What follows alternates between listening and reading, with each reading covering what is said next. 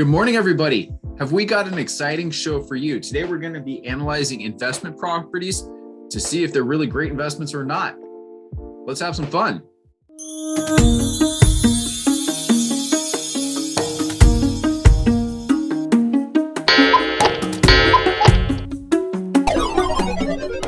Before we get to today's video, please take a moment and smash that like and subscribe button below. It means the world to us and helps us out with that YouTube algorithm. Please, right now, go ahead and do it.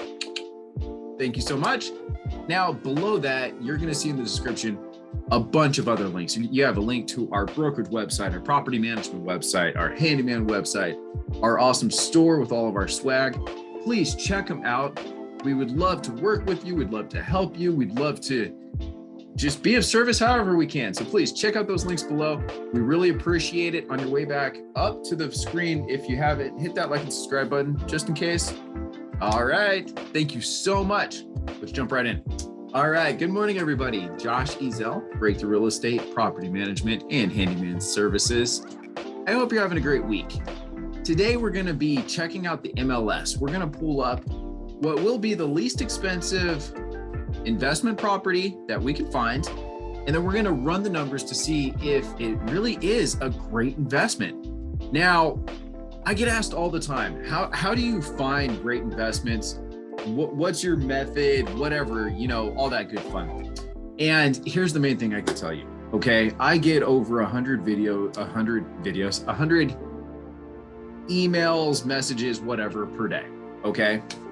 Of those 100 plus, I might find 2 or 3 maybe per day that truly are worth getting into and checking out. Okay. Of those 2 or 3 a day at the end of the week, let's say that I might find, let's say 15. Okay. Total.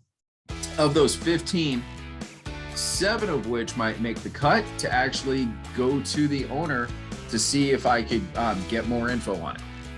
Of those 7, we might be left with maybe 2 or 3 that the numbers make sense, the location makes sense, we think we're going to be able to make a deal, et cetera, that are even worth placing offers on. Placing an offer on a property does not necessarily mean we're going to get our offer accepted. So that's a whole other ballgame. So that's the long and the short. Out of over 700 properties, I might end up with 2 or 3 that might be worth placing an offer on at this point in time. 2008, 9, and 10, the market was the deal. You didn't have to try hard to find the great deals, right? 11, 12, 13, the market was just hopping. It was fantastic. 14, 15, 16, that's when people started getting on this whole multi-unit bandwagon, and 17 and on since, it's been tougher and tougher because it's become more and more of a seller's market. Now, as it's become a seller's market, you're having to fight really, and I hate to say this, but ridiculous sellers wanting astronomical prices. On the flip side, you have rents that have just skyrocketed as well. But in so many cases, the rents that the owners are charging are not keeping up with the market demand. So you have to run a bunch of numbers. Does it make sense right now to buy the property? And then number 2, do you have the time or the means to get it to where you could really be maxing it out? Okay, so that alone is a quick video. That's awesome. But we're gonna actually dive in now and look at a property. And so I'm gonna go ahead and share my screen with you. And as you can see, we have the MLS up here, okay? Now it's set to multi-units. Now, today we're gonna start off with multiple dwellings, and we're probably gonna do a couple weeks of analysis on multi-units before we jump into single-family residence, because there's different dynamics, different things involved. They're both great in their own way. You just need to know what to expect. So today we're starting off with multiple dwellings. And to make it easy, we're gonna do 4plexes. And my basic criteria in this case for this search is just, I want at least 2 bedrooms, and I want those 2 bedrooms to be at least 600 square feet. Okay. So you can see in the MLS right now, there are 17 of these available. Now you're going to find that Armless, Arizona Regional MLS, right? this is typically Maricopa County. But when we pull this up on the list, you're going to see that no, this is not just Maricopa County. This is, you can see the number one property right there. It's Holbrook. And below that, you have Mesa, and then Phoenix, and then Payson. So those are the top four, or the four least expensive fourplexes in the MLS fitting this criteria. Now, a lot of people have these weird questions, and this might be one of these, one of the analysis we could do next week is it better to go out of the valley at this point in time? Could be, depends on the property, depends on the seller. Or is it better to stay in the valley for whatever reasons? Okay, but obviously you're going to be spending more to be in the valley. So is it worthwhile? That could be a good thing that we could do over the next few weeks. But as I said, we're going to take the most affordable property here in the MLS, which happens to be 1710 Hill Road in Holbrook, Arizona, listed for $395,000. Now let's run some numbers and see if this is a good investment. Now, right off the bat, let's take a look at the picture. It looks like it's been recently painted. It's got a fence. You can see based on the cars out front, they're decent. Now, sorry, I got something in my eye. This is kind of annoying. Okay, got it. Okay, and it's built in 1970, so it's a little bit older. These are very similar to what you're going to find in a lot of the valley. These are probably made of block, just a standard floor plan, probably about 750 square feet. And this is typical of many fourplexes. Okay, so let's read the description here. Awesome cash flowing fourplex in Holbrook, Arizona. All 4 units are 2 bedrooms and 1 bath. 3 of the 4 have been remodeled. That will factor in. That's good to know. Undervalued rent, perfect. We love a value add. Again, great cash flowing property. Plus the property is zoned for 4 additional units to be built at your discretion. Now this is quite loaded. There's a lot to go over in this little section. So we're going to have to pick and choose what's really important and stick to our guns to not get sidetracked, because this can take so many great things. This could be a good property.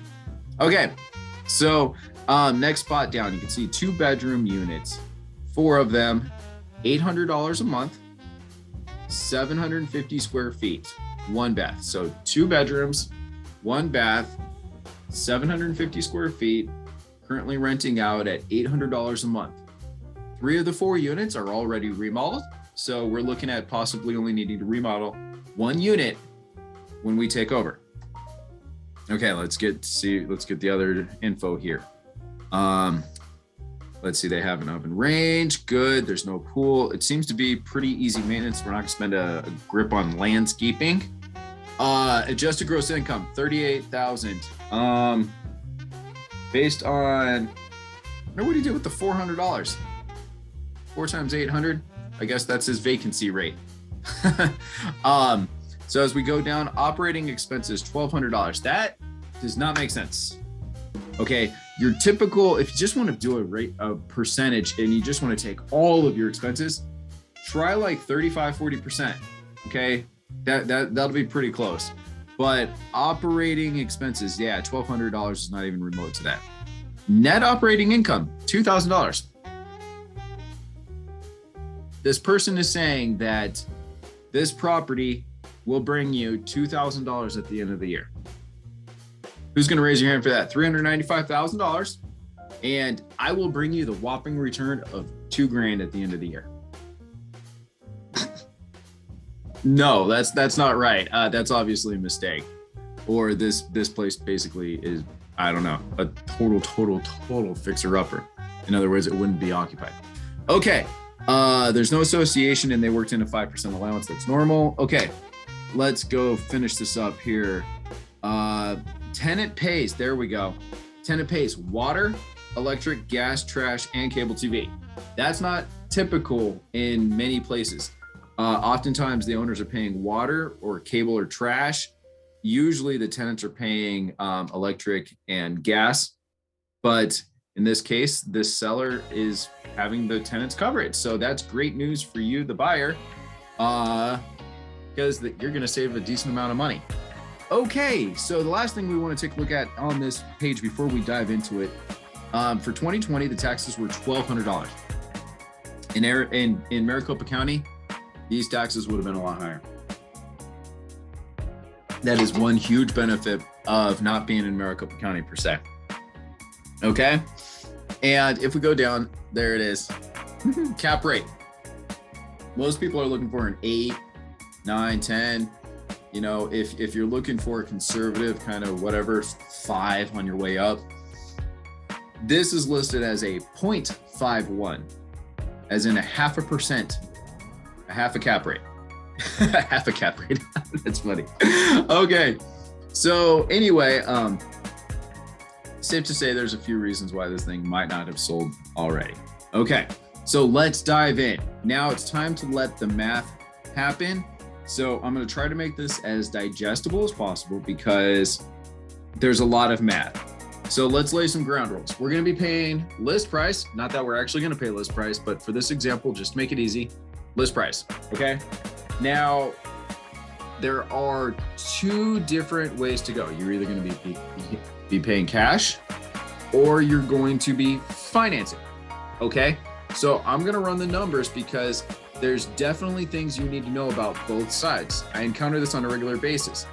People need to run the numbers dependent upon which way you're going to go. Truly speaking, cash on cash. Okay. So we're going to branch off there. So that's going to have their own little lines. Okay.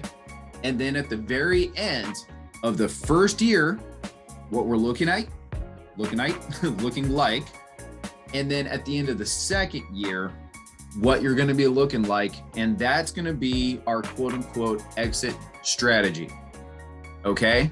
So purchasing as price, cash, financing, end of the first year, end of the second year.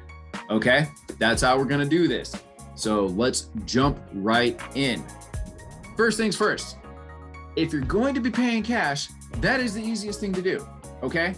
So if you're going to purchase a property for $395,000, it should break down to something like this. Sorry, wrong thing. There we go. Okay. Annual payment, $4,029. And this is a Maricopa County based model. So you'll see right here, total closing cost, $1,415. Okay. Total due at closing, $396. And then the only recurring costs they're talking about here are these, your annual insurance and your annual taxes. Okay, so you saw that in the case of that home or that property, that the taxes are basically half that, and your annual insurance will probably be a little more than this. So realistically, it averages out, okay? So this is a great example. So your total all-in package to purchase this property, $396,416, okay? Paying cash. Now, most people aren't gonna just necessarily have $400,000 lying around, right? So most people are gonna end up financing. Here's your financing example, okay? Total bring to close. In this case, sorry about my chair. Total bring to close, I used 25% down. That's a safe number that many lenders would prefer. It's going to get rid of all the the extra insurances, the PMI, etc. And it's a good amount to have a reasonable amount of equity going into it. Okay.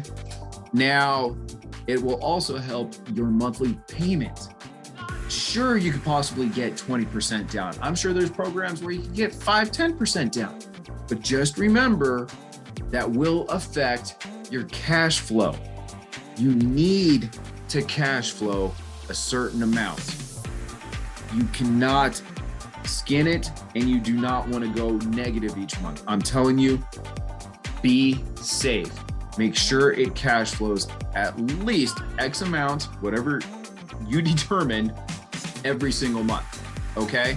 So in this case, with 25% down, $395,000 property, your payment will be $1,742 a month, okay? Now, $1,742, that does include come down, this includes your principal and interest, which is $14.05 per month.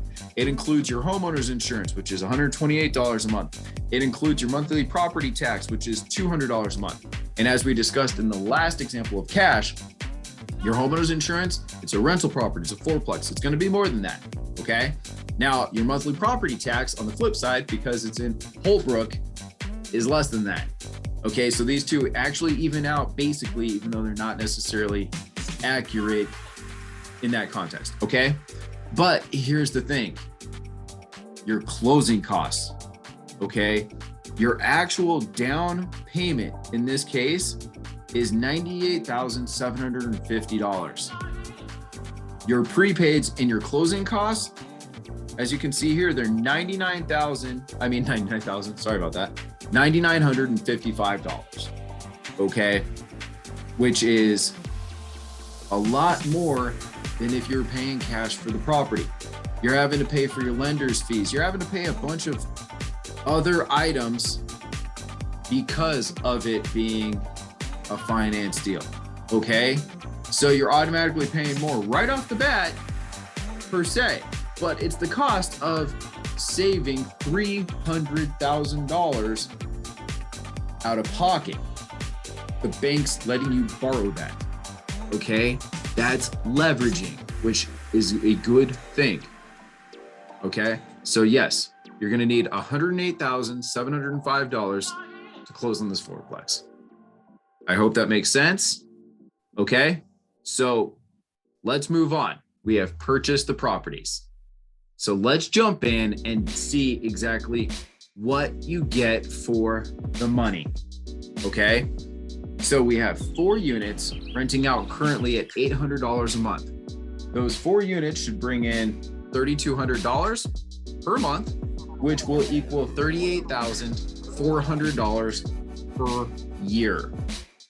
Now, would we buy a property and not have a goal for it? No, absolutely not. We're not going to be happy with that $38,400, right? So, in the Valley, it is totally common to have rents between $1.50 and $2 plus. Okay, that is totally fine in the Valley. If we look at this one, it's renting for barely $1 a square foot. So I think a reasonable goal for these, because it's Holbrook, I don't think we're going to be able to break $1,000 just yet. Okay, so let's make our goal $950 per month per unit over the next 2 years.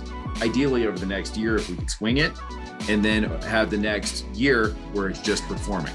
That's truly the goal. Okay, so $800 now, $950 soon. So currently $3,200 a month. We want $3,800 a month. $38,400 per year. We want to take that and get up to $45,600 per year. That's our goal. Okay. Now, that's gross. Now, everybody, gross is what you make before all your expenses. Okay, so your total, just take all of your income. That's your gross income. Fortunately, we can't live off the gross. There are always going to be bills involved. Now, I'm going to try to make this easy. So there are going to be, we got taxes, we got insurance, we've got management. We would have had utilities, but we don't have to worry about those in this case. And then we've got our per unit expense. Okay. So taxes, easy, $1,200, boom, listed on the screen. Okay. Insurance, we're going to say $2,000, boom, listed on the screen. Now, utilities, scratch. Okay. Management, to make it easy, we're going to say it's going to be $250 a month. So it will break down to $3,000 at the end of the year. Okay. Now, the one thing we need to talk about are your per unit expenses. Okay. Now, no matter which way you cut it to own the property, it's going to cost money. Every unit is going to have something happen. You're going to have stuff happen to the grounds. You're going to need to take care of roofs, things like that. So you're going to need to keep money aside. Even if there aren't any expenses that month, you need to act as if there are and save to plan on just protecting and caring for the property. Okay. So the lowest number you could really use is about $2,000 per unit per year. So for a fourplex, that would be $8,000 for the year worked into your, savings or deductions expenses. Okay. I've seen as high as $5,000 per unit per year. That would have been $20,000 for this property. Now, this property doesn't have crazy landscaping. There's no pool. They've just been renovated. It doesn't look like we would need to keep nearly $5,000 per unit set aside for this property. Okay. Now, for this example, to make it easy, let's go with $2,500. That way, it's a simple $10,000 at the end of the year. We're going to factor in for expenses. Okay. So we have your $1,200 for taxes. We have your $2,000 for insurance. We have your management, $3,000. We have utilities scratched. And then we have our per unit, $2,500. That equals $16,200 at the end of the year. Okay. Now that's if you're paying cash.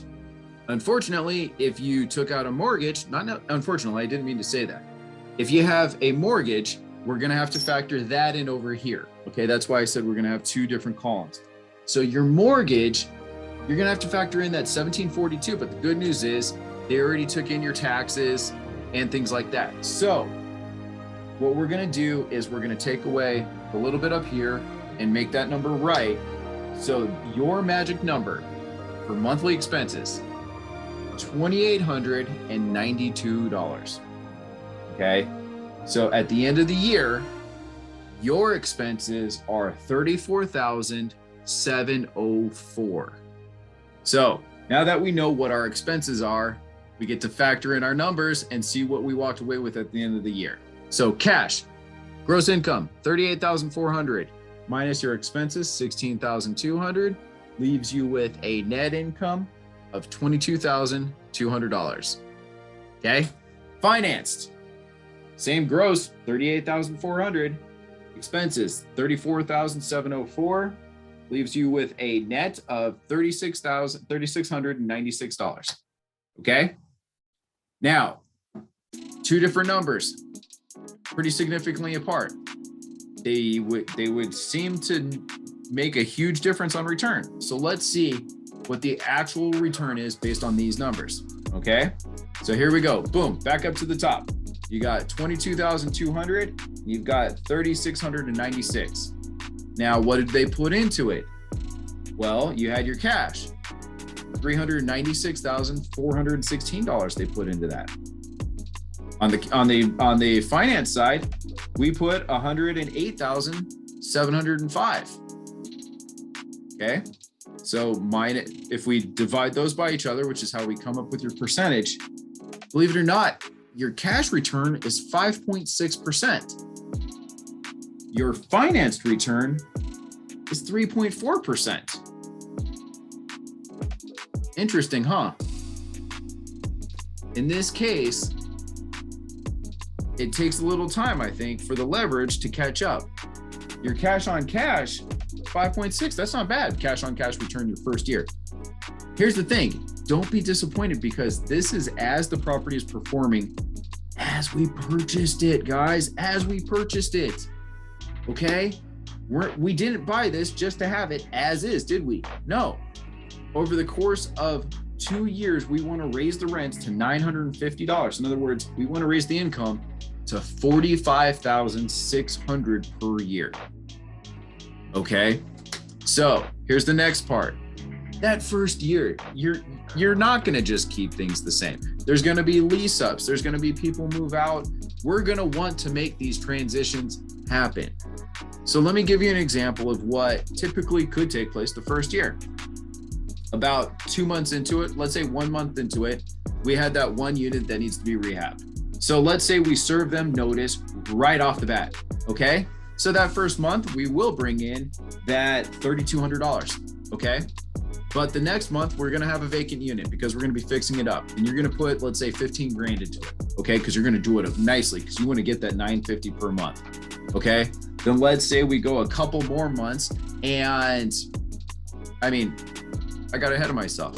We rent that out, okay? We are advertising, so it's only 1 month vacant, okay? So by the next month, we got that 950, we got it going, okay?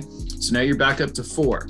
Well, let's say 2 months later, 3 months later, there's another lease up, but this person wants to stay, okay? So are we gonna be able to get 950 off of nothing? Probably not. But let's say we can get them up to $900 a month. All right, well, now we got 2 at 800, 1 at 950, and 1 at 900. We're up 250 per month already, okay? A couple months later, we get somebody else and they don't want to stay, but they're in already one of the rehab units, okay? So is it gonna require the full $15,000 rehab? Absolutely not. Let's say this one takes $5,000, okay?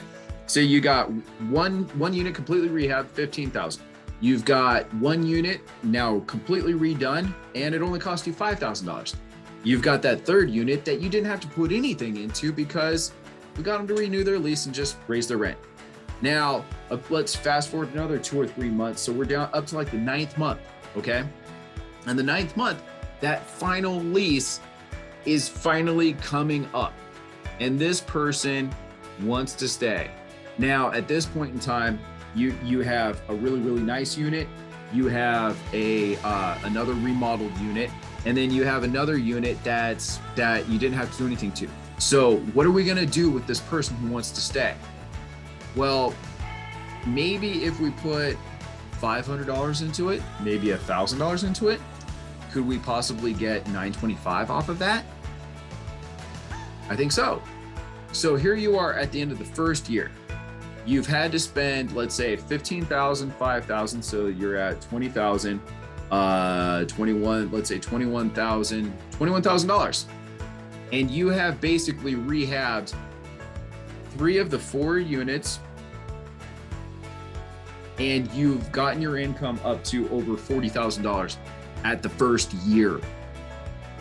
At the first year, if you include the 2 vacant units for that 1 month, you're still at over 40 grand for that first year, okay? That's the way it typically plays out. So what was a 3.4% return is actually gonna be closer to 6 or 7, and that 5.6 is probably gonna be about the same because you're actually cash for cashing, right?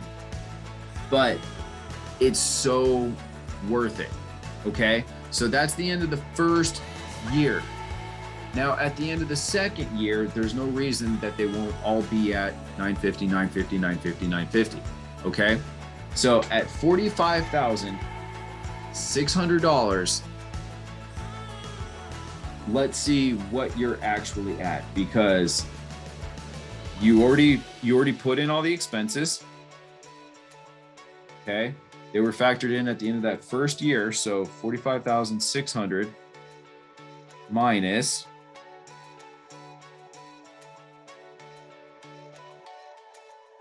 and let's just say it went up a little bit, so 16,500. So you've now cleared $29,100. Okay. All right, now let's see here at 45,600 minus 34,000.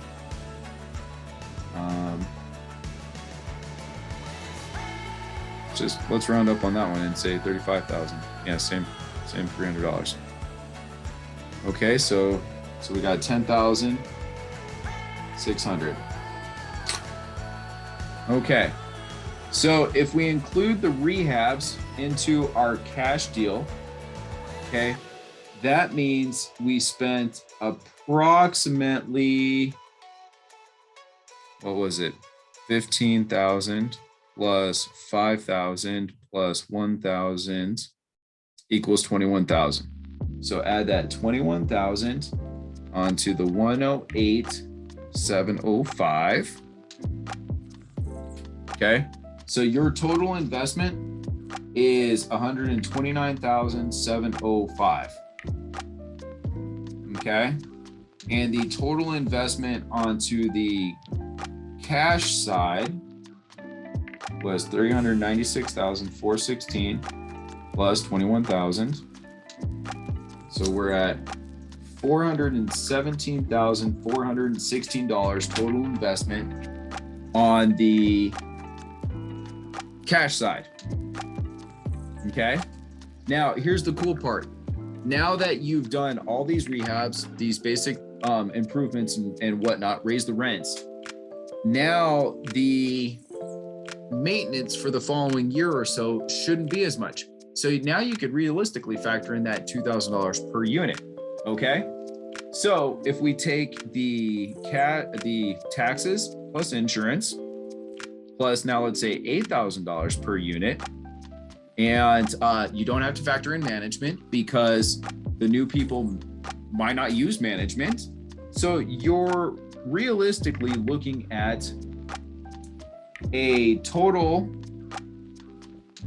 investment of, well, now expense of $11,200. Oops, I did that wrong. I don't know what I was thinking there. Okay, so $2,000 times 4 is 8. There we go. Plus the 1,200 plus the 2,000. That's better. Okay, so we are looking at a total investment of our expense of 11,200. I was right. That just seemed really low. Okay, so cash, we take your 45,600 and subtract the 11,200. That is your new selling expense ratio or expense numbers. So you're at 34,400. So I'm sure you're wondering, what is this property worth at the end of 2 years? Well, if you have $34,400 and the property, you're gonna, well, let's say, let's sell it at like a five works, even 5.5. Let's go 5.5. Okay. If you sell it at basically a 5.5 cap rate, your property is now worth $625,454 essentially. Okay. And currently for your cash, it is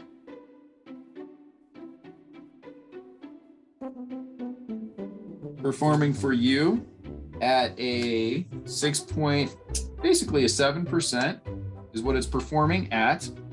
Okay. And you're financed 29,100, or what is it? Sorry. 1,600 divided by 5. Okay. And at this point in time, you're financed. It's actually performing at basically what would be an 8.17, so 8.2. All right. And your $129,705 investment, if you deduct what you paid off, okay, so let's say you paid down approximately $11,000 of your mortgage, so your $295,000 mortgage is now like $285,000. Then deduct your closing costs and whatnot. So you have essentially raised the value of your property about $200,000, as well as made 8% on your money, 7% on your money, and that doesn't even include the tax benefits and several other things we could dive into. This is a long video and I'm sure it was confusing. This was definitely worth a shot. I'm going to try to have the graphics up the best I can to help smooth this over. But if you hold on to these properties, you're going to raise the value of the property and the tenants are paying off the mortgage. The tenants, after 2 years, paying off $10,000 to $11,000 of the mortgage, that's not a lot. After 10, 15 years, those tenants have paid that mortgage for you. And that is where the true power of the leverage comes in. The power of cash is cash flow. The power of financing is leveraging, trying to maximize your return. The best way to do that is not to finance as much as possible, because that's risky. If you put a decent amount down, you create this window of cushion that